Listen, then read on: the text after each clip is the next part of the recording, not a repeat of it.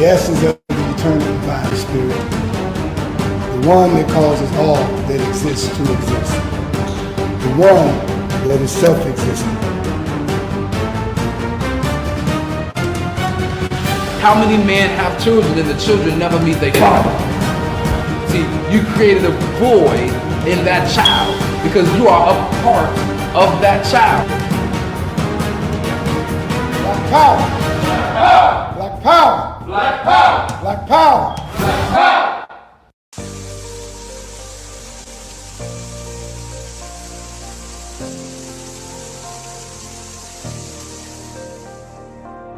Are you feeling fatigued and can barely make it through the day without some type of caffeine? Are you on a journey of healing your body but need a little help? Then alkaline water is what you really need. Alkaline water has many benefits. Alkaline water can help restore pH balance in the body. Consuming beverages such as soda and coffee can make your body acidic. Did you know that too much acid in your body has been linked to an internet, heart disease, obesity, diabetes, autoimmune disease, chronic pain, and other chronic conditions like gout and arthritis? Those who use alkaline water have reported increased energy levels, clearer skin, reduction in inflammation, better digestion, and many other health benefits. I've used alkaline water for years, and it's been instrumental in sustaining my health when I was diagnosed with sarcoidosis. Are you ready to take responsibility for your body's health? If the answer is yes, then our alkaline water is just what you need. Bring your own bottles. It's only $3 for each gallon. To place an order or for more information, you can reach us at 773-846-3091. Thank you in advance for your support.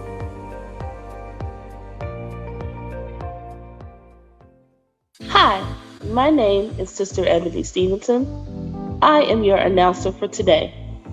Welcome to the Toma Nation's weekly Sunday worship service from 12 p.m. to 2 p.m. every Sunday at 616 East 71st Street here in Chicago, Illinois, and also live on Facebook. If you would like more information, you can reach us at www.facebook.com/TomaNation2 or give us a call at 773-952-8302. Now I am going to recite our opening.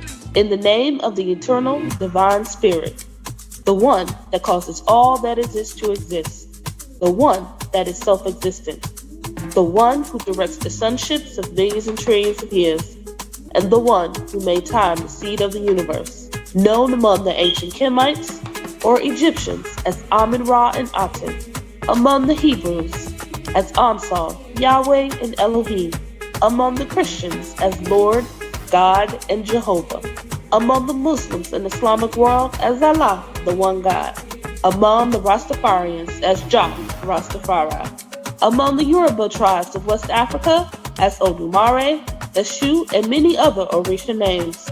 I bear witness that all of these names refer to the same one, Almighty Spirit, and it is to that essence which I give reverence and to whom I submit. I boldly proclaim that we, the descendants of those black men and women who survived the transatlantic slave trade, are the Lost 13 tribe, born in North America and are of a Nubian Kemetic lineage. I further proclaim that the blood of all the nations of the earth flows through our veins.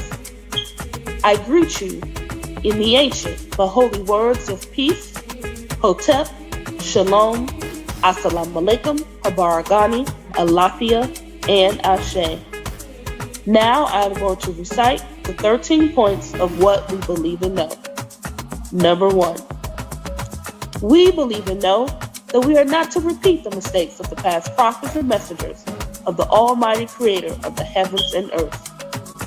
Number 2. We believe and know that we can only establish an economic base through the application of the knowledge of self and the incorporation of the ideologies of the Honorable Marcus Garvey, the Honorable Elijah Muhammad, Mahatma Gandhi, and Ben Ami. Number 3. We believe and know that the prophets and messengers of the Holy Bible, the Holy Quran, and the Kemetic Holy Books were all black. Number 4, we believe and know that Jesus Christ of 2,000 years was and is a black man. Number 5, we believe and know that the knowledge of the Almighty Creator goes beyond books written by the prophets and messengers of the Almighty Creator.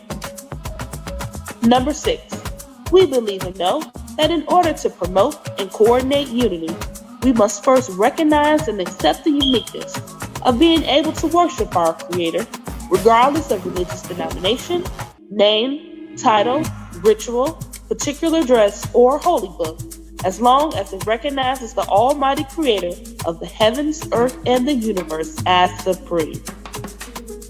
Number 7, we believe and know that it is impossible to tell the truth without exposing the wicked governments of the world. Number 8, we believe and know that the United States government, in collaboration with other European nations, have a denial objective to exterminate dark-skinned people of color off the earth through the act of genocide.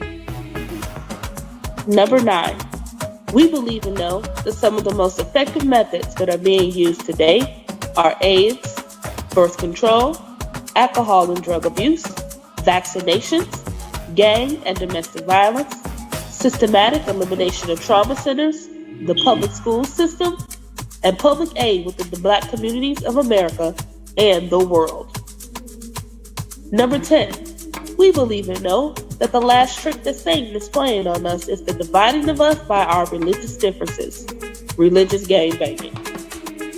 Number 11, we believe and know that the conflict between the various religions are comparable to the conflict between various street gangs within the inner cities of America.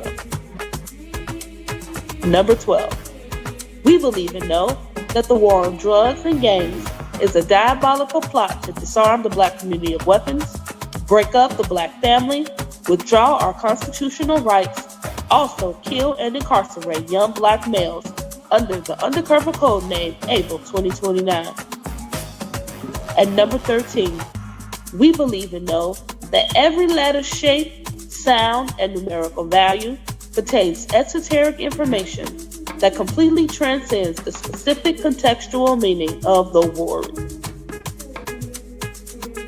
Our purpose: to bring about the growth of a righteous community in accordance with the laws of the Creator of the universe, under the leadership and guidance of Brother Minister Raheem Quassad Oxen, to provide solutions to the social and economic ills that plague the communities of urban America. Our goal: to re-educate and retrain youth and young adults to develop positive moral values as an alternative to delinquent behaviors, because you can't rebuild a community and not rebuild the minds of the residents of the community to meet the responsibilities of maintaining the community's image. Our mission: to enhance the economic development of our communities by establishing businesses, real and personal properties, thereby creating jobs and/or entrepreneurship training programs that will reverse the concept of leaving the community to buying back the community. Our motto: let your light so shine before men that they shall see your good works and glorify your Father which is in heaven. Matthew 5:16. Now we're going to recite our salute to the red, black, and green flag. Everyone put your right fist in the air and repeat after me. Here's to this flag of mine, the red, black, and green. Hopes in its future bright, Africa has seen. Here's to the red of it, great nations shall know of it. In time to come, red blood shall flow of it. Historians shall write of it, this flag of mine. Here's to the black of it, 400 million's back of it, whose destiny depends on it. The red, black, and green of it, oh flag of mine. Here's to the green of it, young men and women shall dream of it, face shots and shells for it, maidens shall sing of it, waving so high. Here's to the whole of it, colors bright and pole of it, pleased is my soul with it, regardless of what is told of it. Thanks to God for giving it, this great flag of mine. Please keep your right fist raised high in the air as we sing our Black National Anthem.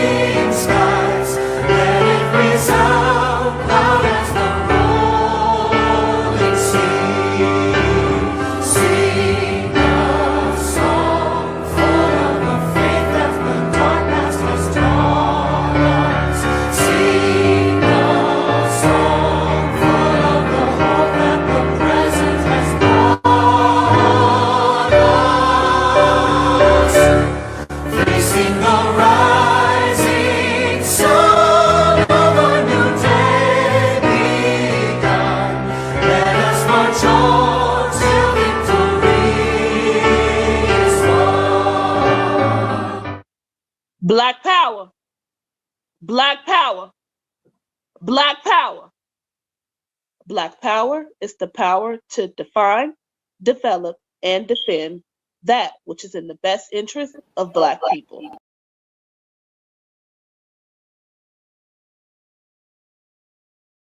Peace. In the name of the everlasting Father, he that causes all that exists to exist, he that is self-existent, he who directs the sunships of millions and trillions of years, he who made time to see the universe. He's known among the ancient Kemites or Egyptians as Amun-Ra, Aten. Among the Hebrews as Ansar, Yahweh, Elohim. Among the Christians as Lord, God, and Jehovah. Among the Muslims as Allah, the one God. Among the Rastafarians as Jah, Rastafari. Among the Yoruba tribe as Olodumare, Obatala, and many other Orisha gods. But I bear witness that all of those names refer to the same one, Almighty God. And it's to him whom I give reverence and to whom I submit. I boldly proclaim that we, those children of those Black men and women who survived the transatlantic slave trade, are that lost 13 tribe, born here in North America. And we are of a Nubian Kemetic lineage. I further proclaim that the blood of all the nations of the world flow through our veins. I greet you all in the ancient but yet holy words of peace in many of the languages of our fathers, of Hotep, Shalom, Assalamu alaikum, Abaragani, Alafia, and Ashe. Welcome, welcome to Temple of Mercy Association, aka the Toma Nation. I am Brother Minister Raheem Kased Aten, founder of this great movement, along with our co-founder, Minister Omari Jahi Aten, and the First Lady of this movement, Sister Makita Aisha Aten. Again, welcome on this Sunday. I believe it is October 5th. Could be the 6th, but I'm going to say the 5th. And I haven't been on in quite some time, but I've had one of our great teachers of the word come out and speak to you all on Sundays, and that was Sister Ebony Stevenson. And then we also had, for your listening pleasure, Minister Kenneth Cox. Two great teachers and two great instructors, two great people of God that brought you the word of God from on high.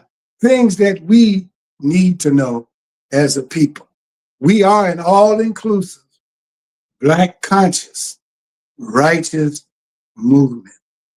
I have to say that a lot because I'm constantly every day having to remind people of what that means. And so what I want to do is talk to you today about some things that you've been seeing in the media, but yet remind you of what it was that was told to you a while back during Trump's first presidency. So the title of this, what I'm going to talk about, is called The Winds Are Blowing. The winds are blowing. I'm not talking about hurricane. I'm not talking about typhoon wind. I'm not talking about those kind of winds, but I'm talking about the winds of war. War has always been waged on Black America. So I'm talking about the wars that are raging in some of our minds, the wars that are raging on this globe called Earth, the wars that are raging in our communities. So let me get started. I want to start with letting you know that I already know, and you know, that President Trump has actually waged war on the citizens of the United States of America. But he focused or is focusing on, at this moment, the illegal migrants that are here in America. And I have empathy for what I've been seeing, them being rounded up and put into the backs of U-Haul trucks and other vehicles and taken who knows where and dumped off somewhere or whatever. And I actually feel for them because we, in our past, have suffered the same thing. But the reason I mentioned that, because people ask me, what do I think about it and all, but you know, one of my mentors is the Honorable Marcus Mosiah Garvey. And he taught something called race first. He had to teach it to us because we didn't truly grasp it as a people. Every other race on the planet practices a race first philosophy, but us here in America. And Toma, under my leadership, practices a race first philosophy. It's not racist because all the other races practice it. And so I say that because my job that God gave me was as a watchman. And that when I see something on the horizon coming that will affect us, Blacks in America, then I have to sound the alarm, blow the trumpet, things like that. And so as I look on the horizon and I see what's been happening since Donald Trump has been in office, I haven't said anything yet, but I am saying that there was something that alarmed me that made me have to come on and not only just warn my people, but also inform my people. And it was a meeting held, I forgot what date, but everybody know about it. Whoever don't, just Google it. But Donald Trump and his Secretary of Defense, whom they changed the name to Secretary of War, showing you that the spirit of war is all over the planet. And Donald Trump and his Secretary of Defense called all the major head honchos of the military branch, from Navy to Marines to the Army, any other branches, but all the generals, high-ranking generals and admirals. He called them all to Virginia, I believe it's called Monaco, where the FBI headquarters is. And about 800 of them showed up. He didn't use social media. He didn't use Zoom or live stream or email or any of social media. He wanted to see them in person. See, when I see stuff like that happen, I have to go back in the past, because these things come to me as a sign. You know, when I see them rounding up Venezuelans and migrants and whatnot, these things present themselves to me as a sign. And, you know, a sign has a message. And God has blessed me with an ability to read signs, just as you would if you were traveling, going somewhere, or even when you drive in your car, you read the sign and it tells you what to do or what's going on. And so I see this, what's going on in America right now, as a sign. But the thing that alarmed me the most is when this president said to 800 top-ranking military soldiers that he was looking at Chicago. He mentioned Chicago specifically, even though we know he's talking about some other places too. But again, I have to speak first where I live, then everywhere else. And so he mentioned Chicago, got my attention. He mentioned the shootings and killings in Chicago over the weekend, and he actually mentioned the numbers. And then he said that he is asking the military to get with those National Guards because he wants to send them to Chicago. And he said out of his mouth, and I'm only paraphrasing, that we are at war, but we are at war not from an outside force, but we are at war internally inside America, which means he has waged war on the citizens in America, whether you document it or not. But he's dealing with it in stages, all right? So when he said that he was going to send National Guards to Chicago, we already had some here. But he's going to deploy 300 here specifically, brothers and sisters, to deal with the gun violence. Those that are picking up the migrants, they're going to continue to do that. And they also picking up, so we can understand what I'm saying is, if you're Black and you're a migrant, you go too. Whether you document it or not, it doesn't matter. He's trying to purge America because he wants to make America great again. And he's beginning to see it manifest. And on our end, we know that when America considered herself great, Black people were being hung. Well, you can see now Black people are being hung throughout the United States. A recent one in Florida, and it was a Black woman.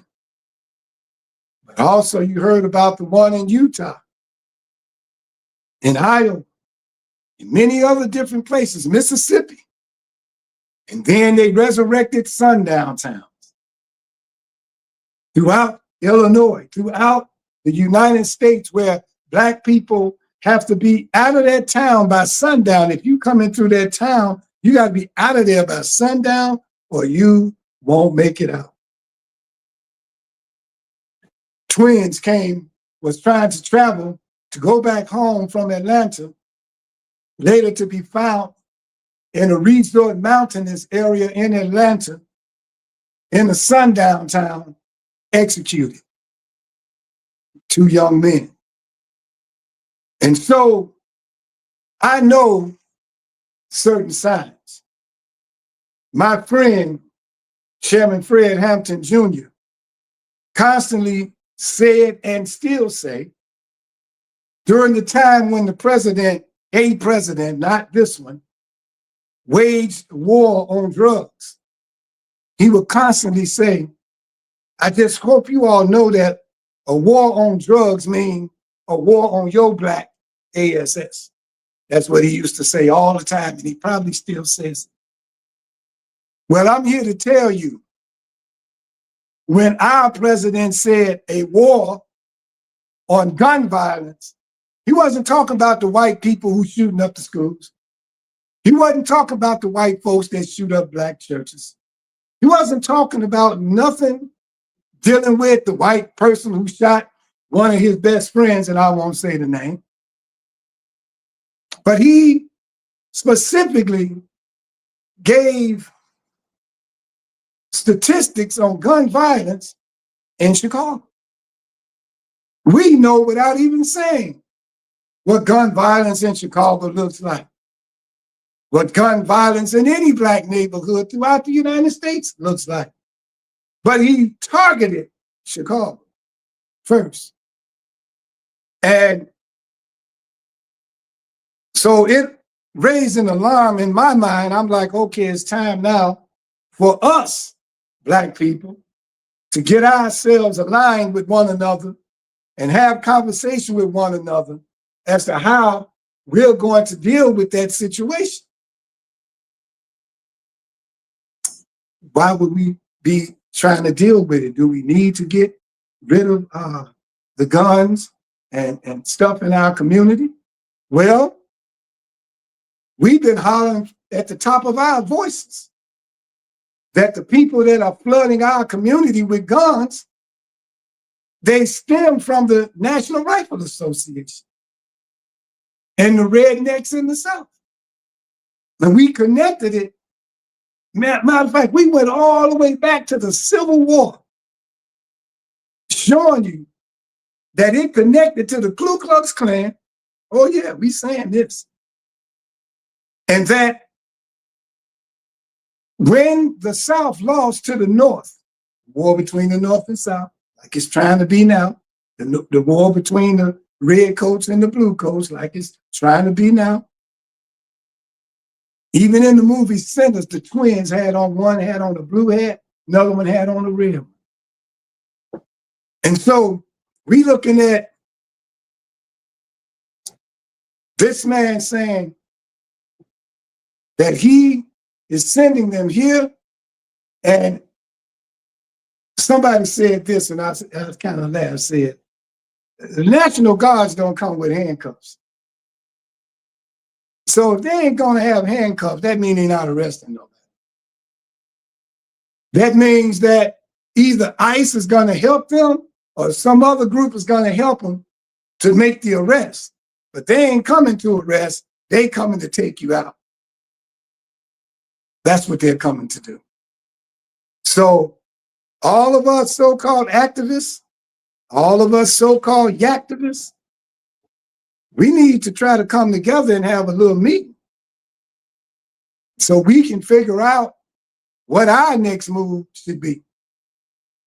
There is a war, and we've been at war, but there was a direct attack verbally on Black America and here in Chicago, Illinois. So, in making America great again, you know, He's taking us back. And if you look at the way that these ICE agents are doing, it reminds me of the old slave catching tactics. How they come by surprise, how they come and you don't know who they are. And they wearing a uniform, no ID, and they're wearing masks, and you don't know who they are. You don't know if they're the KKK. You don't know if they're the Proud Boys. And you don't know if they are members of the NIA. Well, we didn't know who the ones were that were coming on our land and dragging us out the house and putting up a burning cross and then hanging us. We didn't know who they were. The next morning, they went back to work. Judges, prosecutors, attorneys, postmen, city workers. And you didn't know. You could be going to work in the morning and getting on the elevator, and one of the guys on the elevator could have been one of those masked people that was doing what they're doing. But you don't know. So when you look at the tactics of the past, and then you bring it up to date, you can see that they're instituting some things that in their mind made America great. That you round up the unwanted.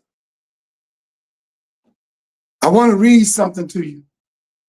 And I read it a long time ago because I was hearing something about how this man Adolf in the past started a campaign.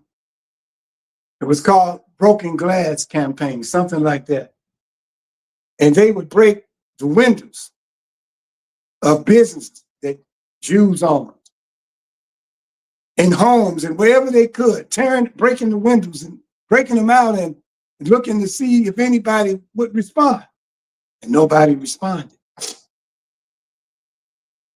And so I want to read this to us. I'm speaking to Black people because I'm Black conscious, but anybody can listen to it. I hope you use it for your people like you used everything else to get where you want to go by using the civil rights movement tactics.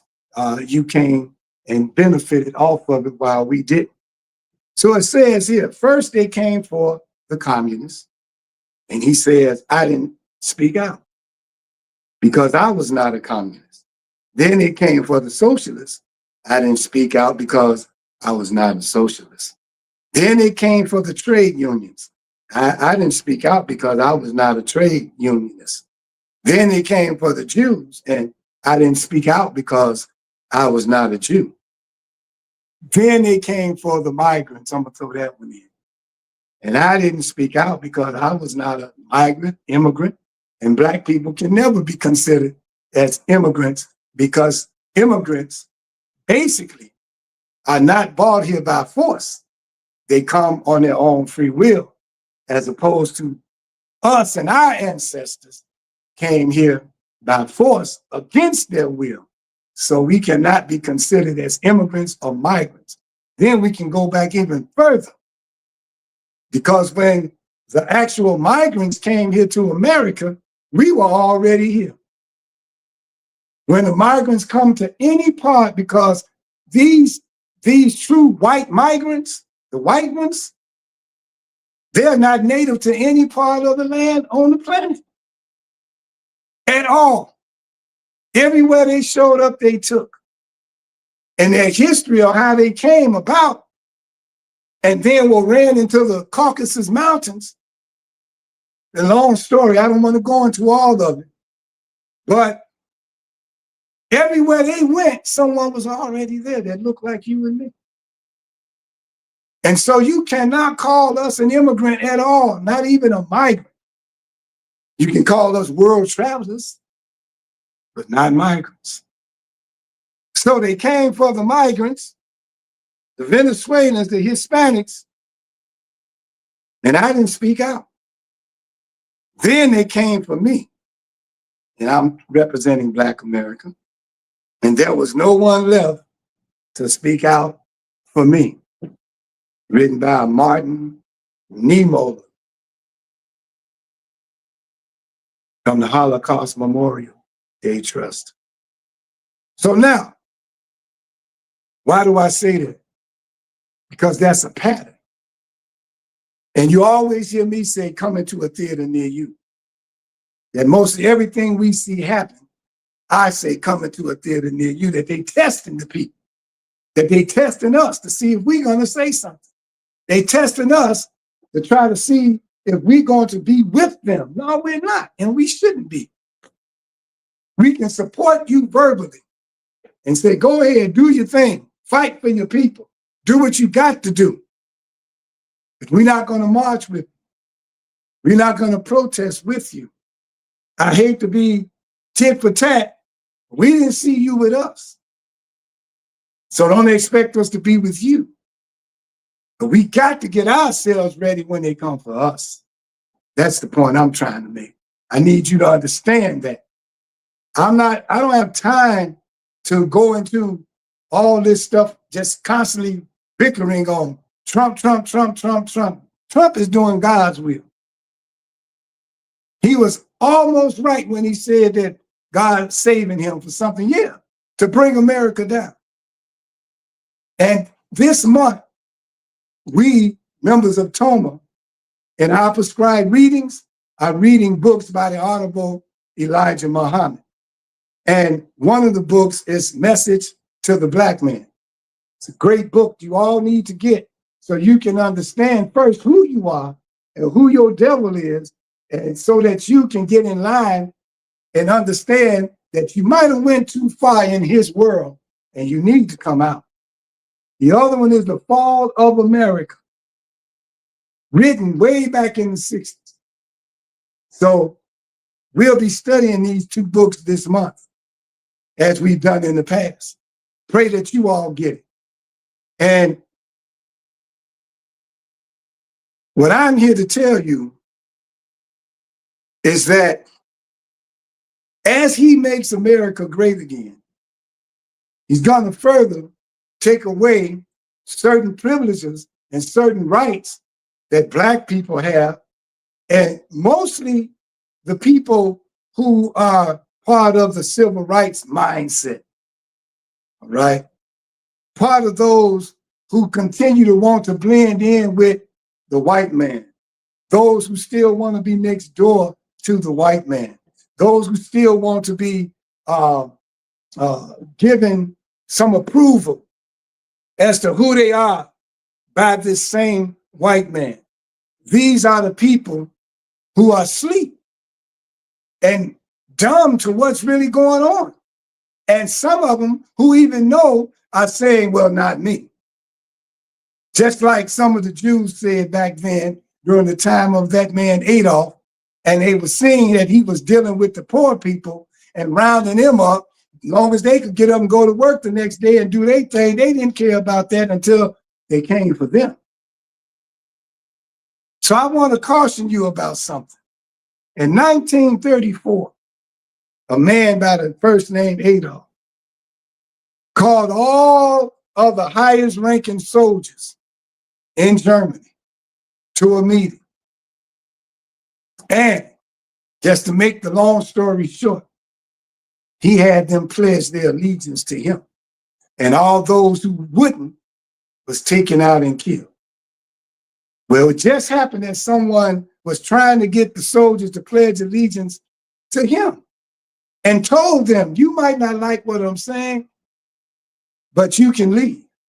He said, but when you leave, you're leaving all your credentials and probably your job. Listen at that threat that he gave them. As of today, some of them resigned. But that doesn't mean that what he's trying to get done won't get done, because you know how it is on a job. There's always somebody waiting to take your place when you leave. And they'll be loyal to him. See, Trump is not looking at a democracy. He's not even looking at Democrat and Republican. You know, He's looking at totalitarianism, if I said that right. He's looking at being a dictator. So if that's what he's doing, then he is looking at the government that's shut down now.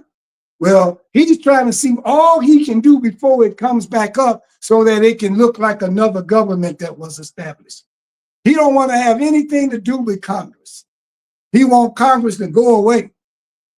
And because he has a billionaire staff, I'm sure he knows that he can make those people offers that they will not refuse financially. Multi-billionaire can give away 10, 20, 30, 40, 50 million and make people millionaires. And most of the people in his cabinet is billionaires. Come on, the man is working his magic. He's working his magic. But out of all that he said, and all that people complain about, I just want you to understand that I'm here to speak to Black people and say to us, get ready, be prepared, let's talk, let's figure this out. I've seen some people on TikTok saying, let's talk and whatnot. I want to let you know, me personally, that I'm talking to those here in Chicago, Illinois, and the ones who I've worked with over the past 30 years. If you all don't see a time to meet and talk and figure this thing out and join together with the other groups that are not going to sell out, then I will round up members of my movement and share with them what it is that we're supposed to do and be doing. The word in the Holy Scripture says, watch as well as pray, that you might be found worthy to escape. So we need to strategize and get the combination together to figure out what this escape route is. And the only clue that I know of that I've seen in the Holy Scriptures was the part where it says that we will meet him in the air. We'll be taken up in the air with him. That's the most I'm going to tell you for now. But we got to now figure out, how do we qualify to be taken up in the air with him? I'm talking about Black America. I'm talking about God's true chosen here in North America. But yet among that chosen is a chosen few that has a weighty work to do. So let me read a little more. We're looking at the silencing of Black nationalists. What happened to you? Why have you went to sleep? What is a Black nationalist? Well, they have a do-for-self philosophy. The Honorable Marcus Mosiah Garvey was a nationalist. They say Pan-Africanist. No, he was talking about us having a government of our own. The only part he was dealing with as a Pan-Africanist is that he looked at Africa and he seen a lot of Black men in power or in office, I won't even say in power, but yet being ruled by the French or the British. So he was like, where's our independent Black government? That's what he asked. Someone wanted to call him a Pan-Africanist because they wanted to paint it on him. He wanted everybody to go back to Africa. No, he wasn't going back, telling us to go back to Africa to still be under slavery because the leader of that particular country is either under the French or under the British at that time. No, he didn't come to say that. He said, I'll create one. I'll create a government inside of a government. Later on, years later, the Honorable Elijah Muhammad was given that same vision of a government inside of a government. And brothers and sisters, the white man cannot deny that that is a possibility. Because with his own words, back during the time here in Illinois, where we had a governor called Otto Kerner. Look it up. Everything I say, look up.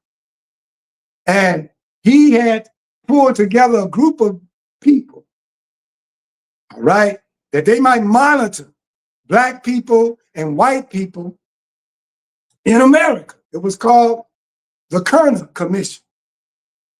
And they monitored us, comparing us. This is where you get all the time, where every time we trying to say how high we've gotten or how low and what it is we got, we always compare it to the white race. Like life expectancy, whites and blacks. You know, that's the comparison always. Or whatever it is, being poor, poverty, whites and blacks. Different levels of financial positions in life, whites compared to blacks. So they compared it and they came up with this, brothers and sisters. They said, so don't think I'm crazy. If they can see it, you're crazy because you can't. These white crackers said there are two nations in America. They said. Marcus Garvey was trying to show you. Elijah Muhammad was trying to show you. Two nations in America. He said one black, one white. Separate. You've been hearing them say separate the Honorable Elijah Muhammad, the Honorable Marcus Mosiah Garvey for I don't know how long. But they said separate, but unequal. They saw our treatment compared to their treatment. We don't get, in their mind, equal nothing because they don't desire that we have nothing equal to them. Every time you try to be equal with them in any area, they're gonna bring you down. So now, if they said that, that means they already know that we're a nation. We don't know. They already know that we are divided because we don't know we're a nation. So we want to be Moors and we want to be Muslims and we want to be some African tribe or whatever. But you heard me say, all right, that we are the lost people, the lost 13 tribe, born here in North America, and that we are the Nubian Kemetic lineage. And God perfected us by having the blood of all the nations of the world to flow through our veins. And I can prove it. So why are we the target, you say? Well, I just told you why. They know who we are. They know what God had in store for us. And we know who they are. Brothers and sisters, on the highest level that you can perceive, we're looking at good and evil. We're looking at black and white. He said it, two nations. And I'm figuring they could be just as arrogant to say on the planet Earth. One black, one white, separate, unequal. We got to have nationalism. We got to continue as a lost 13 tribe to build a nation. We've had prototypes. We had the Honorable Marcus Mosiah Garvey's government that he built. We have a present prototype, the Nation of Islam, under the Honorable Louis Farrakhan, showing you that you can have a blueprint of a nation and then build it in the way that you would build a nation. What are we waiting on? I don't care what your excuse is. If you say you don't want to join the nation, then you need to get with one that might not necessarily be the Nation of Islam, or that might not be the Hebrew nation, that might not be, but you may want one that's all-inclusive, but yet black conscious. That means whatever you want to call yourself, you can, and still be a part of that movement. Brothers and sisters, that movement is the Temple of Mercy Association. We've been around for over 30 years now, but we've been under the radar. We don't chase the cameras, and we pray they don't chase us. But we've made a lot of strides, and we did a lot of things in our communities that you didn't even know we were involved in, unless you were a part of the movement. If you saw us in the paper, we were supporting someone else to help them in what they were doing. But we never looked for the media. We never called a press conference or anything like that. But we've been with people who have called press conferences because we try our best, at least 95 to 97% of the time, not to do nothing and have to call any politician, any media, or any of those people into what it is that we are trying to do. And we've been pretty successful. So now I'm calling us to really look at this. They're hanging us. People coming up missing. Brothers and sisters up to date. They got white Ku Klux Klan, NRA, Proud Boy, Uber drivers. And I've been hearing about situations where they are at airports picking up Black people. And the Black people seeing that they're going in a different direction and asking them, where you going? They're saying, you'll see. Taking them into their town, into their village, into their part of the neighborhood with plans to do something to them. Thankfully, they got away. One was a young man, another one was a young lady. They managed to jump out of the car at a stop sign and run.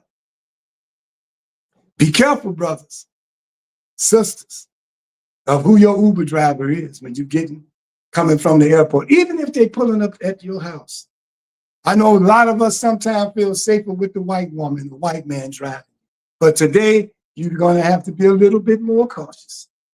You're going to have to think Black now. It's time to come together. It's time to come home. And I want to caution you of something else. Even though I told you something that could be very current, a lot of times what I tell you is 5 months down the road. And if it get past 5 months and it don't happen, then you get 5 years. And after 5 years, you'll see what I say come to light. But what I'm telling you now is what was said last week to those soldiers. And I'm telling us that we got to wake up now. Don't wake up when it's your family member that get rounded up. And I don't even know if they're going to take them to the jail. I don't know if they're going to take them to Cook County. They might be building another spot just for us. They showed you they're going to separate us anyway. When they moved on that place on South Shore, you heard the lady say, they separated us. They put the migrants or the Hispanics in one place, and they placed us separate somewhere else. And they had our little children, little Black children, in those little cuffs outside. Black women. Man, where were we? They don't respect our woman because we don't. And they don't respect us, so they'll handle our woman any kind of way they want to. Because we lost our way as a people. As a people. Think, wake up. You said you're conscious community. Now it's time for you to be Black conscious. It's time to be Black conscious. I don't know how much time I got, but when it goes off, it's just going to have to go off.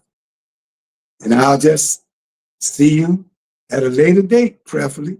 You can call 773-846-3091, leave a message. I'll call you back. We can discuss this thing over and over. And when you're ready, we can have our meeting. God works through me. God speaks through me. God speaks to me. We in Toma know who God is. We know the true essence of the mind of who you have been taught as God. And so we understand when we say that entity or energy speaks through us and to us. I want to say that we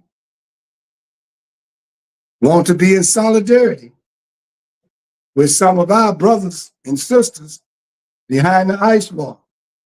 We want to be in solidarity with some of our brothers and sisters in Shambhala and Agatha.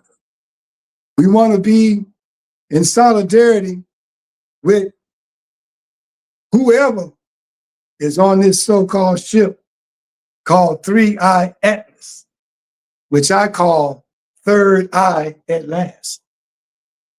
You'll figure that out. But I have to say that over social media so you can understand who we will align ourselves with. And they already been telling you that they look like us. They already been telling you they 6 and 7 feet tall and they look like black people. They are us. But there are some that are not us.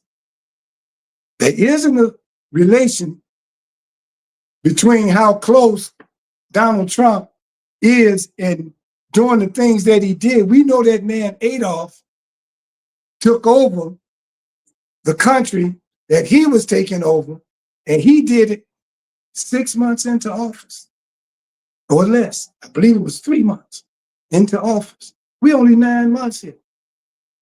And look how far I got. He's trying to do something as we speak while the government is shut down to change as many things as he could so that when they come back up, he'll be one step closer to his dictatorship. Yes, he's changing America right before our eyes because God sent him to.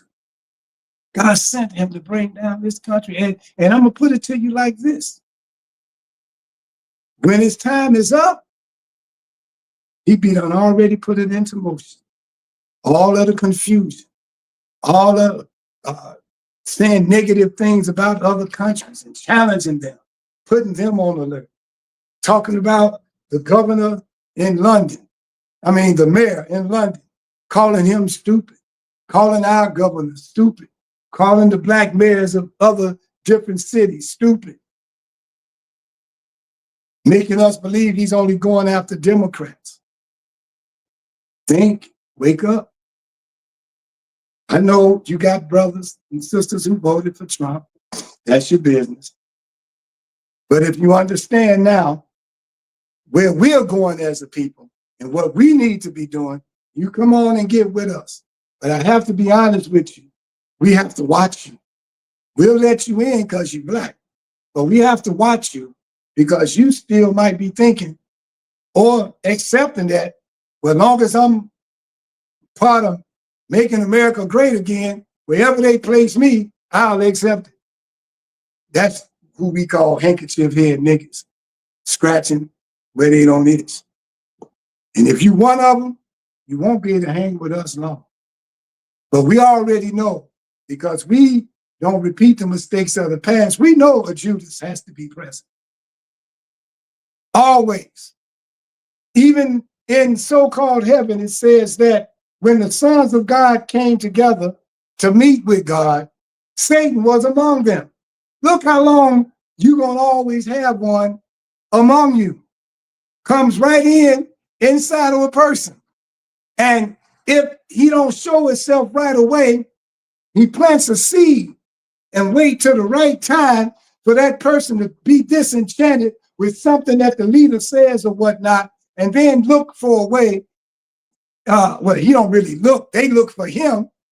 The enemy does, and give him an offer he can't refuse, which most times they just buy him out because he's in some sort of poverty. So this Judas took 30 pieces of silver. Oh, they're going to always be there. But the people that I'm telling you that I'm willing to be in solidarity with, that stuff ain't going, that old time stuff ain't going to work no more like it did in the past. Because we've seen it, and we see it a lot. Yeah, I am Brother Minister Raheem Kassed Aten, and I stand on what I say, and I don't fear anyone on the planet but that who has the highest power to deal with my mind, to deal with my behind, to give me life or take it away. You call it God, I'll call it the great mind. So, We'll read a little more till we go off. So let's go back now. I just told you of 4 new hangings. All right. So now we got to go back. Last year, hangings, lynchings, Javion McGee in Vance County, North Carolina. 16-year-old Dominique Stewart hanging from the Jefferson Davis Memorial Bridge. And Jefferson Davis was a racist. 18-year-old male found hanging from a tree directly across from a black elementary school in Hattiesburg, Mississippi. Brothers and sisters, this sounds like the 1800s and the early 1900s. How do we go back so far? How do we slide back? Where were our watchmen? Malcolm X tried to tell you. The Honorable Elijah Muhammad tried to tell you. The Honorable Minister Louis Farrakhan tried to tell you. Marcus Garvey tried to tell you. Minister Raheem tried to tell you. What's up? Yes, I always bring it home to where I reside. There are others, but I got to bring it home. Wake up, y'all. As I speak, one of ours might be being hung. I'm going to tell you something. God gives me signs of things before it gets into the public.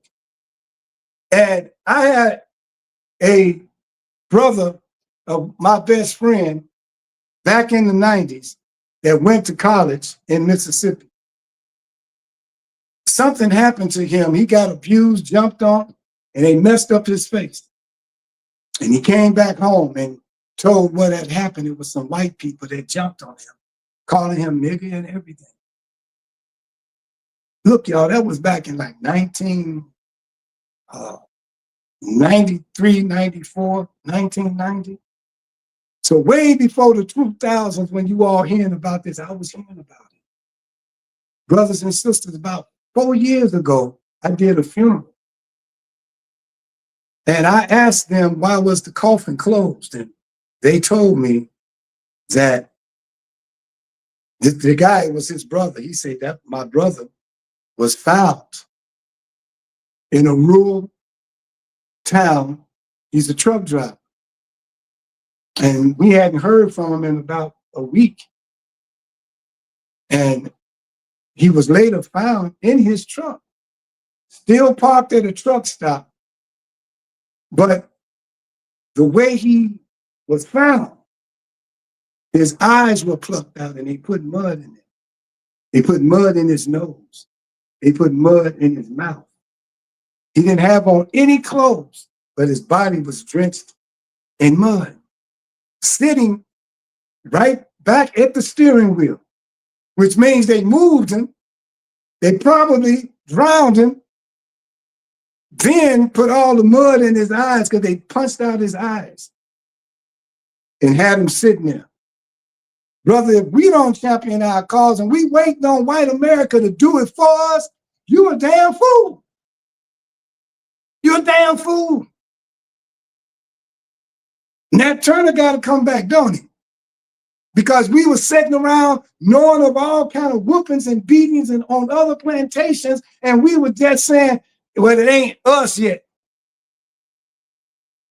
Now we watching through social media, the same stuff being enacted upon us that was done to our forefathers and foreparents today. And we ain't doing nothing but trying to get grants. We ain't doing nothing but trying to get marijuana businesses. Yeah, I'm saying it.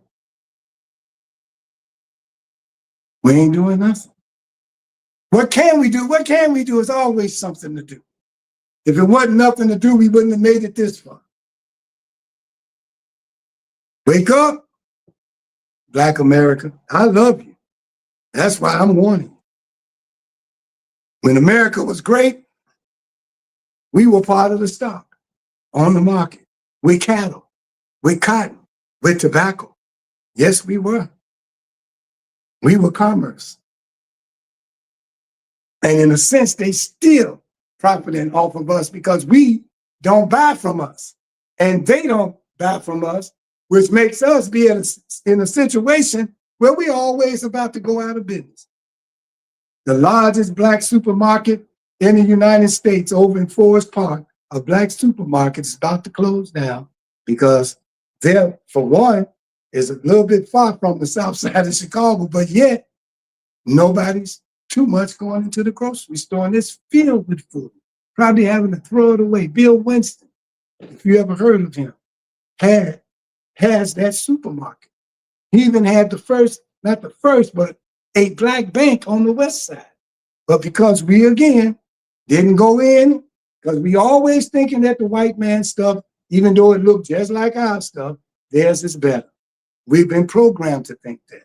We go to his schools to learn a trade that we probably already know how to do. Housekeeping and carpentry, auto mechanics and all. But we need to get this paper from him so he can tell us we legit. Because we don't know we was already legit when God gifted us that talent. They just always want to have a part in it. They just always want to take credit for something that God, a talent that he gave you to do with your hands.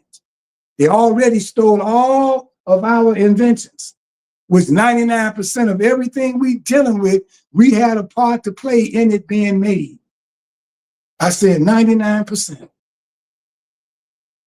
I'm telling you the truth, y'all. And it has come to their attention that we know a lot of more things about when we were enslaved. I was teaching it back in the 90s, that you can go into a town and a grocery store and they would have pickled ears of black people, just like pickled pig feet. They'd have pickled ears. They would have pickled fingers, brothers and sisters. They would have pickled ears, fingers, scrotums, penises. Yes, pickled. And when they had they pick a nigga picnic, and you saw this picture of a black man on a pile of wood burning, charcoal black, and a bunch of people taking a picture around him. Brothers and sisters, they probably, after the picture, took out their knives and took a slice because they used to eat us. They are the true cannibals, but they tried to make it look like it was us, showing us on TV some things about Africans eating humans, eating them, when it was them all the time.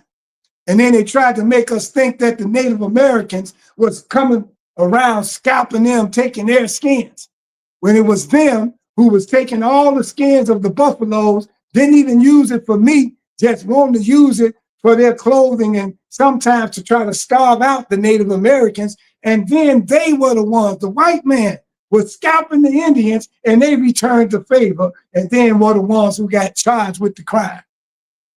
Don't that sound like something familiar today? Yeah. I read the Bible, I read the Quran, and I can quote the scriptures.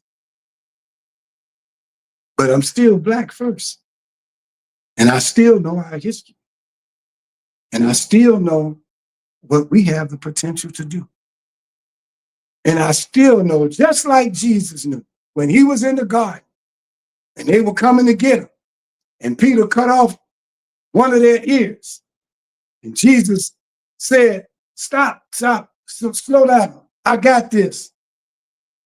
This is supposed to happen. But don't you know, I can call up my Father and he can send legions here in this garden and clean this mess up like that. Look up the word legions. One legion is about 1,000 people by itself. And he said legions with an S. Wouldn't you like to know who that was? Wouldn't you like to have that kind of backup? Because it is available to God's chosen if they will get in alliance with it so that they can receive that, which is already within them to make that kind of communication on high to get that kind of help. But here's another hint. When you hear the church people say this, I look to the hills from which my help comes. Okay, Well, that's today's version of swing low, sweet chariot coming for to carry me home. I looked over Jordan, and what did I see coming after me? A band of angels coming after me. Y'all need to know who these angels are today. Y'all needed to know. It's written in code in the Bible. It's written in code in the Quran. You need to know who they are. And they look like you and me, brothers and sisters. I know you don't want to believe it. It's hard for just black people to believe that. That's why I see more white people on TikTok telling us that. What do we have to do? Just beat us over the head when Vladimir, how you say that man's name? Vladimir Putin uncovered some stuff and showed us a black Jesus, a black Mary, or everything black, biblical. To let us know, I know he did this so he can get our allegiance and get us to back up based on the stuff he's doing on the Ukrainians. But again, just like what they're doing to the immigrants here, I tell Black America, come into a theater near you. What Netanyahu is doing to the Palestinians, brothers and sisters, coming to a theater near you. I know y'all don't want to believe it. Some of y'all gonna die before y'all see what I say come to pass. And so you're gonna say you only live once, let's just have fun. But as they move in on you and get closer and closer, then you're gonna want to holler out and look for some help. You're gonna want someone to tell you, what can I do? Where can I go? We watch helpless women being thrown out of their house. Their children, somebody's baby mama's child, cuffed. And we ain't came together for a meeting? Okay. I put the call out, and I put the phone number out, 773-846-3091. And I don't care if they look it up and see and figure out where it's coming from. I done put out enough for people to find, to look at and listen to, just in case they decide that I'm some kind of threat. You know, then it's just me and my Father against them. My Father never failed me yet.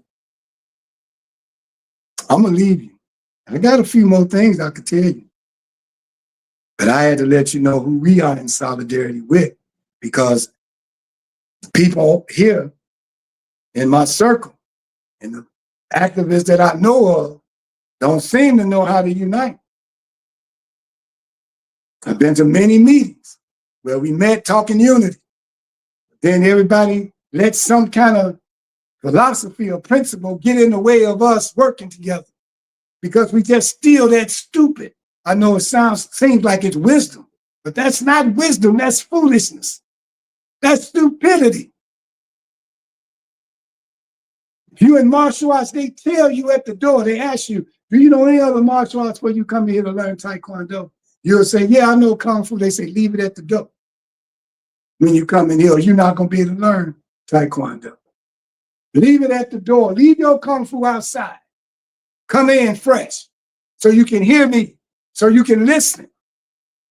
Then pick it up when you go back out. Same thing I'm saying. In order to unite, you got to leave your crap outside. You should come to every meeting as brothers and sisters. Not Mr., not Mrs., not whatever your title is, minister, reverend, potentate, sheik, whatever. Leave it outside the door and just be brothers and sisters and me. That's unity, brothers. Some of us are our titles.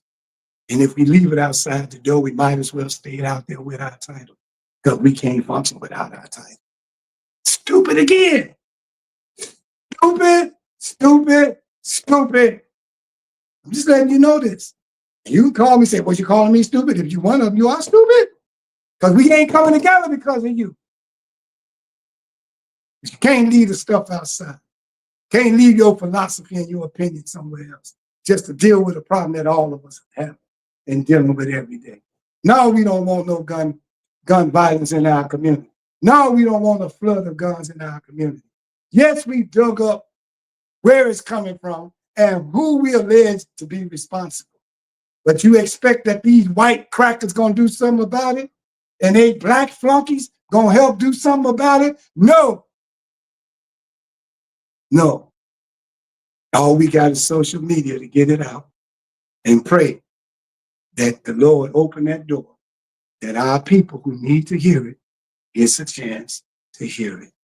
Even this social media, even YouTube and all of that. We can only use it while we can.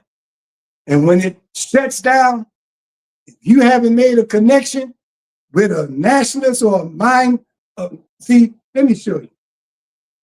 A nationalist is a nationalist first. Then they can become a universalist. That means they have universal appeal, not on the planet, but in the universe. You understand what I'm saying? But yet they already know what to look for, being a nationalist and a universalist. See what I'm saying? But most of us just stay black nationalists.